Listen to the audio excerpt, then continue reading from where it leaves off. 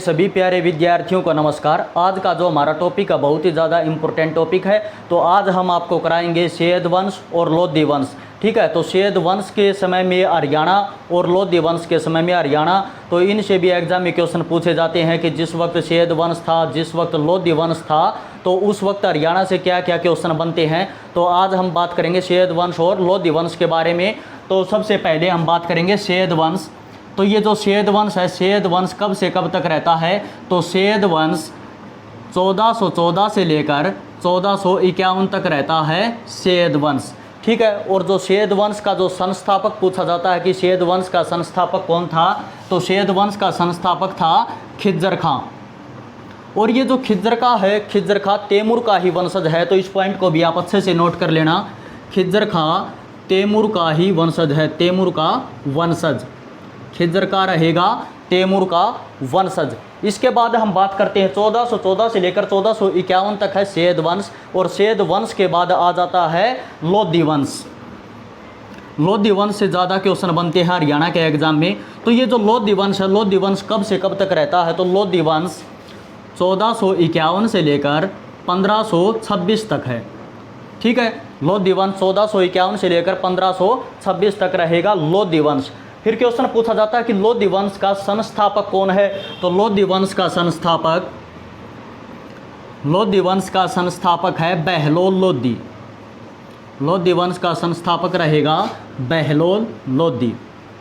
फिर क्वेश्चन पूछा जाता है कि जिस वक्त लोधी वंश था तो उस वक्त हरियाणा के अंदर कौन कौन से विद्रोह हुए थे? तो जिस वक्त हरियाणा लोधियों के अधीन था उस वक्त जींद व कलायत विद्रोह, कलायत पड़ता है कैथल के अंदर। तो इस पॉइंट को आप अच्छे से नोट कर लेना। ये क्वेश्चन भी एग्जाम में पूछा जाता है कि जींद व कलायत विद्रोह कब हुए थे, या जिस वक्त हरियाणा लोधियों के अधीन था उस वक्त कौन कौन से विद्रोह हुए थे? तो उस वक्त जींद व कलायत विद्रोह हुए थे। ठीक है, और एक क्वेश्चन और एग्जाम में पूछा जाता है कि 1451 में हरियाणा किसके अधीन था? तो 1451 में हरियाणा लोधियों के अधीन था। 1451 में हरियाणा लोधियों के अधीन था। तो इस पॉइंट को आप अच्छे से नोट कर लेना, क्योंकि जैसे कि 1206 में हरियाणा कुतुबुद्दीन ऐबक के अधीन था, 1290 में हरियाणा खिलजी वंश के अधीन था, तो उसी प्रकार 1451 में हरियाणा लोधियों के अधीन था। और ये क्वेश्चन एग्जाम में पूछा जा चुका है। ठीक है, और जिस वक्त हरियाणा लोधियों के अधीन था उस वक्त हरियाणा के अंदर जींद व कलायत विद्रोह हुए थे। और जो कलायत है, कलायत पड़ता है कैथल जिले के अंदर। ठीक है, अब हम बात करते हैं कि जो लोधी वंश है, लोधी वंश का जो संस्थापक है जिसका नाम है बहलोल लोधी। तो बहलोल लोधी का जो शासन है वो कितने साल तक रहता है? बहलोल लोधी, लोधी वंश का संस्थापक, ये 1451 से लेकर 1489 तक, 89 तक। ठीक है, बहलोल लोधी का शासनकाल है 1451 से लेकर 1489 तक। फिर इसके बाद में शासक बनता है जिसका नाम है सिकंदर लोधी। सिकंदर लोधी। तो सिकंदर लोधी का शासनकाल है 1489 से लेकर 1517 तक। तो इस पॉइंट को आप अच्छे से नोट कर लेना। जो सिकंदर लोधी है, सिकंदर लोधी का शासनकाल है 1489 से लेकर 1517 तक। मैं ये बात आपको इसलिए बता रहा हूँ, जैसे कि क्वेश्चन पूछ लिया जाए कि 1504 में हरियाणा किसके अधीन था, तो हरियाणा लोधियों के अधीन तो था। अगर क्वेश्चन पूछ लिया जाए कि लोधी वंश के किस शासक के अधीन था, तो रहेगा सिकंदर लोधी के अधीन। ठीक है, तो इसीलिए आपको अच्छे से इनका जो शासनकाल है वो भी आपको नोट करना है। तो बहलोल लोधी का शासनकाल है 1451 से लेकर 1489 तक। और उसके बाद जो सिकंदर लोधी का शासनकाल है 1489 से लेकर 1517 तक। ठीक है, फिर जो सिकंदर लोधी से क्या क्या एग्जाम में क्वेश्चन पूछे जाते हैं? तो सिकंदर लोधी से क्वेश्चन पूछा जाता है कि लोधी वंश के किस शासक ने भूमि मापने की इकाई गज ए सिकंदरी चलाई थी? तो सिकंदर लोधी ने भूमि मापने की इकाई, भूमि मापने की इकाई गज ए सिकंदरी, गज ए सिकंदरी दी थी। तो इस पॉइंट को आप अच्छे से नोट कर लेना।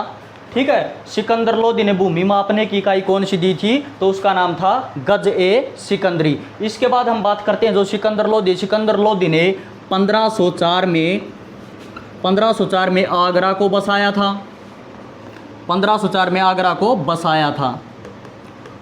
और फिर 1506 में सिकंदर लोदी ने आगरा को राजधानी बनाया था।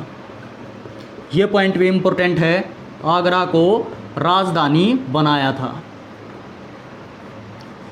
तो 1504 में सिकंदर लोदी ने आगरा को बसाया था और 1506 में आगरा को अपनी राजधानी बनाया था। इस पॉइंट को आप अच्छे से नोट कर लेना, ठीक है। और सिकंदर लोदी ने भूमि मापने की इकाई गज ए सिकंदरी दी थी। इसके बाद हम बात करते हैं कि लोदी वंश का जो अंतिम शासक है, बहुत ज़्यादा इंपॉर्टेंट है, जो हरियाणा के एग्जाम में क्वेश्चन भी पूछे जाते हैं।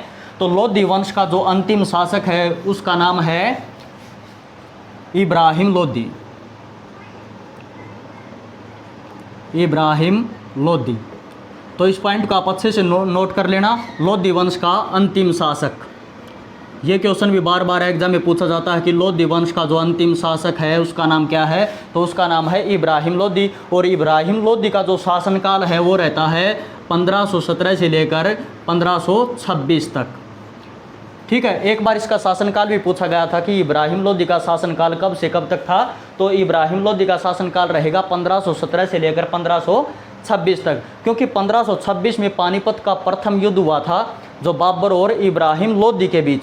और जो पानीपत का जो प्रथम युद्ध हुआ था उसमें इब्राहिम लोदी मारा गया था।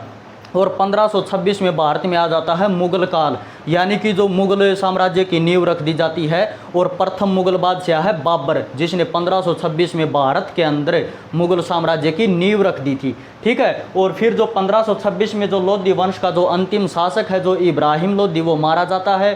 तो यानी कि दिल्ली सल्तनत काल समाप्त हो जाता है। फिर आ जाता है 1526 में मुगल काल, यानी कि मुगल साम्राज्य, ठीक है। तो 1526 में मुगल साम्राज्य की शुरुआत हो जाती है और दिल्ली सल्तनत काल समाप्त हो जाता है। तो दिल्ली सल्तनत काल है 1206 से लेकर 1526 तक। तो इस पॉइंट को आप अच्छे से नोट कर लेना। तो लोदी वंश का जो अंतिम शासक है उसका नाम है इब्राहिम लोदी। और इब्राहिम लोदी का शासनकाल है 1517 से लेकर 1526 तक। और क्वेश्चन ये भी पूछा जाता है कि 1517 से लेकर 1526 तक हरियाणा किसके अधीन था, तो इब्राहिम लोदी के अधीन था, ठीक है। 1500 ये क्वेश्चन एग्जाम में पूछा जा चुका कि 1517 से लेकर 1526 तक हरियाणा किसके अधीन था, तो अब हरियाणा इब्राहिम लोदी के अधीन था 1517 से लेकर 1526 तक, ठीक है। और फिर जो 1526 में जो युद्ध होता है पानीपत का प्रथम युद्ध बाबर और इब्राहिम लोदी के बीच, तो इब्राहिम लोदी मारा जाता है। फिर क्वेश्चन पूछा जाता है, एक बार एग्जाम में क्वेश्चन आया था, युद्ध स्थल पर मरने वाला प्रथम योद्धा कौन सा था। ये क्वेश्चन आ चुका है एग्जाम में। या दिल्ली सल्तनत काल का पहला योद्धा कौन सा था जो युद्ध में लड़ते हुए मारा गया था, तो उसका नाम था इब्राहिम लोदी। तो ये युद्ध में लड़ते हुए मारा गया था। तो इस पॉइंट को आप अच्छे से नोट कर लेना।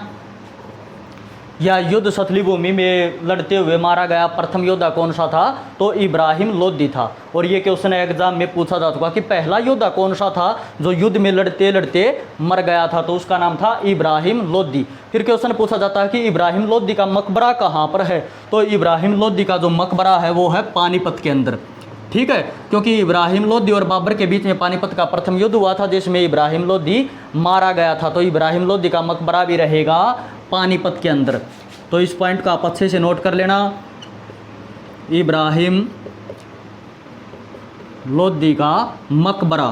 तो इब्राहिम लोदी का मकबरा रहेगा पानीपत के अंदर, ठीक है। तो इस पॉइंट को आप अच्छे से नोट कर लेना, इब्राहिम लोदी का मकबरा रहेगा पानीपत के अंदर। और इब्राहिम लोदी वंश का अंतिम शासक है, ठीक है। तो ये थे हरियाणा के अंदर जो सैयद वंश और लोदी वंश से जो क्वेश्चन एग्जाम में पूछे जाते हैं, ठीक है। और कल हमारी जो नेक्स्ट क्लास होगी वो होगी हरियाणा में मुगल काल के समय हरियाणा, ठीक है। यानी कि मुगल साम्राज्य के समय में हरियाणा की जो स्थिति है, यानी कि मुगल काल के दौरान जो हरियाणा से जो क्वेश्चन पूछे जाते हैं, ठीक है। तो मुगल काल के समय में हरियाणा से क्वेश्चन कराएंगे आपको। अब हम बात करते हैं कि जो दिल्ली सल्तनत काल है, दिल्ली सल्तनत काल से जो क्वेश्चन और भी हैं जो इम्पोर्टेंट हैं, कि जैसे कि जो सल्तनत काल है, सल्तनत काल का सबसे छोटा इक्ता किसे कहते हैं। ये क्वेश्चन मैंने आपको पहले भी बताया था कि जो दिल्ली सल्तनत काल है, दिल्ली सल्तनत काल का सबसे छोटा इक्ता किसे कहते हैं। या हरियाणा का सबसे छोटा इक्ता कौन सा होता था, तो सबसे छोटा इक्ता होता था पलवल। यानी कि इसमें इसमें 30-40 गांव होते थे।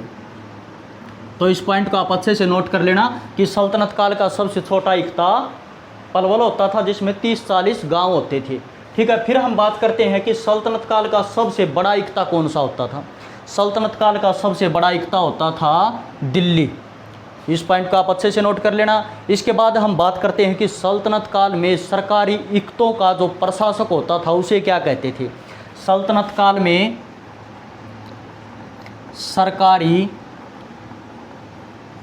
इक्तों के प्रशासक को क्या कहते थे। सल्तनत काल में सरकारी इक्तों के प्रशासक को क्या कहते थे, तो उसे कहते थे मुक्ति। ठीक है, मैंने आपको एक पॉइंट कराया था कि 1290 में जो खिलजी वंश आ जाता है, तो 1290 में जो खिलजी वंश आता है, खिलजी वंश का संस्थापक है जलालुद्दीन खिलजी। तो जलालुद्दीन खिलजी दिल्ली का सुल्तान बनने से पूर्व कैथल का मुक्ति भी रह चुका है, ये पॉइंट मैंने आपको बताया था। ठीक है, तो जो सल्तनत काल में सरकारी इक्तों के प्रशासक को क्या कहते हैं, मुक्ति कहते हैं। और जो एक सल्तनत काल में जो इक्तों का जो विभाजन होता था वो किस में होता था, तो इक्तों का विभाजन होता था सिकों में। सल्तनत काल में इक्तों का विभाजन किस में होता था, तो सिकों में होता था। तो इस पॉइंट को आप अच्छे से नोट कर लेना। ठीक है, और सल्तनत काल में जो सिख होते थे, सिख किसका प्रकार होते थे। सल्तनत काल में ये जो सिख हैं, सिख किसका प्रकार होते थे, तो ये प्रकार होते थे तहसील का। सल्तनत काल में सिख किसका प्रकार होते थे, तहसील का प्रकार होते थे। ठीक है, फिर हम बात करते हैं कि जो सिख तहसील का प्रकार होते थे, तो जो सिखों का जो प्रमुख होता था उसे क्या कहते थे। सिखों का जो प्रमुख होता था उसे सिकदार कहते थे। सिखों का प्रमुख सल्तनत काल में सिखों का जो प्रमुख होता था उसे क्या कहते थे, उसे सिकदार कहते थे। ठीक है, फिर हम बात करते हैं कि सल्तनत काल में जो गांव का प्रमुख होता था उसे क्या कहते थे। तो सल्तनत काल में गांव का जो प्रमुख होता था, सल्तनत काल में जो गांव का जो प्रमुख होता था उसे कहते थे मुकद्दम। तो इस पॉइंट को आप अच्छे से नोट कर लेना। एक बार फिर से रिपीट कर देता हूँ। सल्तनत काल में सबसे छोटा इक्ता होता था पलवल में 30-40 गांव होते थे। ठीक है, सल्तनत काल में सबसे बड़ा इक्ता होता था दिल्ली। ठीक है, फिर हम बात करते हैं कि सल्तनत काल में सरकारी इक्तों के जो प्रशासक होता था उसे कहते थे मुक्ति। ठीक है, और सल्तनत काल में, ठीक है, फिर अगला पॉइंट है कि जो सल्तनत काल है, सल्तनत काल में इक्तों का जो विभाजन किस में होता था, तो वो सिखों में होता था। और सल्तनत काल में सिख किसका प्रकार होते थे, सिख तहसील का प्रकार होते थे। और सल्तनत काल में सिखों का जो प्रमुख होता था उसे सिकदार कहते थे। सल्तनत काल में गांव का जो प्रमुख होता था उसे मुकदम कहते थे। ठीक है, तो इस पॉइंट को आप अच्छे से नोट कर लेना। हमारा जो दिल्ली सल्तनत का जो कार्यकाल है, तो जितने भी जो क्वेश्चन बनते हैं सल्तनत काल से वो सभी करवा दिए गए हैं। तो इन पॉइंटों को आप अच्छे से नोट कर लेना। और नेक्स्ट हमारी क्लास रहेगी मुगल काल के समय में हरियाणा। ठीक है, तो अच्छे से इन पॉइंटों का आप नोट कर लेना और कमेंट करके ज़रूर बताएं आपको वीडियो कैसी लगी। जय हिंद, जय भारत।